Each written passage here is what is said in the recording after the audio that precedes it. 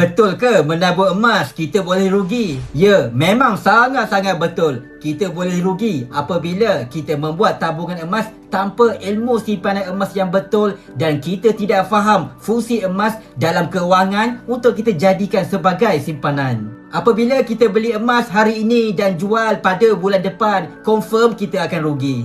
Kerana harga emas untuk jangka masa pendek dia memang turun naik mengikut harga pasaran global. Emas adalah untuk simpanan jangka masa panjang sekurang-kurangnya 2 tahun dan ke atas kerana harga emas confirm akan naik untuk jangka masa panjang apabila kuasa beli duit kertas kita semakin merosot akibat kesan inflasi. Kalau harga barang makanan kita, barang keperluan kita naik harga setiap tahun, apa yang menyebabkan kita fikir harga emas tidak naik untuk jangka masa panjang? Hubungi Hafizul untuk mulakan simpanan emas dengan ilmu. Hafizul bimbing sebaiknya.